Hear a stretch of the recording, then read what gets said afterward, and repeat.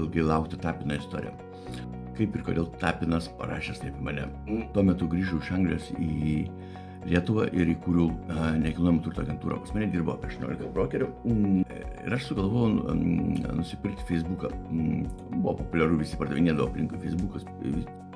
Facebook'e buvo 50 000 sekėjų. Negaliu minėti Facebook'o pavadinimą, nes sutartį pasirašiau su žmogų, kuris pardavė, kad neviešinsiu informacijos. Galiu pasakyti, tai buvo Kauno miesto Facebookas, labai populiarus. Nupirkau aš tik už 500 eurų, man atrodo. Ir aš pamaniau, kad, o kam man čia nuo nulio pradėti, aš galiu su 500 000 iš karto dėti reklamą, žinai, ir visi tvirsta. Aš kaip ir nieko blogo čia nemačiau, nes čia yra prekė, jisai pasiūlė, aš nupirkau.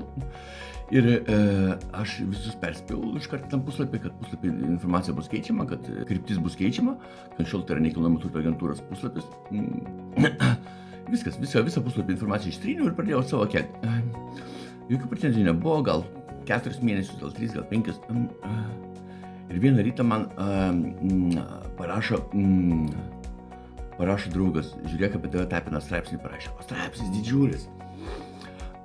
Ir rašo jisai, kaip buvęs nusikaltėlis grįžo į Lietuvą ir daro verslą darydamas nusikaltimus. Aš tą puslapį nusipirkau ir čia yra nusikaltimas. Dabar aš galiu rasti tik mažą dalį to straipsnio. Aš ją priseksiu, bet ten buvo žymiai didesnis straipsnis, nežinau, kur jis dinga, gal su metais nebėra. Va, esmė ta, kad jisai pasinaudoja tą mano seną medžiagą prieš 19 metų, ten, kur dariau nusikaltimus ir panašiai. Ir tiesiog visą sumaišė, sumalė ir atseit, kad aš dabar čia vėl nusikaltėlis, žinai, ir kad darau verslą labai neteisingai, kad čia šlugdau save ir panašiai. Va, bet aš paskui atkūriau, kodėl ir kaip jisai parašė tą straipsnį. Prieš kurį laiką anksčiau, Algis Ramanauskas, mes su juo buvom pažįstami jau labai daug metų. Ir tūsai bendrai ir viskas.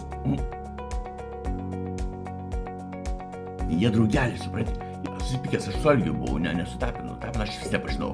Jam nebuvo priežasties aš straipsnį. Bet esmė ta, kad tas straipsnis įtakos man kaip ir neturėjo jokios. Tai buvo man reklama. Priešingai, nes žmonės komentavo. Maladės, žmogus atvažiavo į Lietuvą, sukūrė darbo vietų. Darbina žmonės, apmokina žmonės, iš savo finansų aš apmokindavau žmonės, padėdavau įsikurti ir panašiai.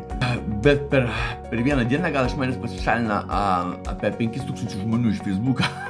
Visi rašė, kas čia, kodėl, kaip čia atsirado, kas čia, matyt, nematė tų postų ar dar kažką, tai nematė tų Facebooką, žinai, tiek žmonių, 500 000, 47. Ir kai toks kiekis žmonių, aišku, ne visi supranta iš karto, kas čia dedas. Va, visi man iš manęs padarė nusikaltėlį, aš manau pasielgiau kaip verslininkas. Va, viską sąžininkai padariau ir jokios problemos čia nebuvo. Tokia va istorija. Todėl aš čia žiauriai nemėgstu, Tapiną nemėgstu. Aš negaliu. Tai va, bet čia mano nuomonė asmeninė.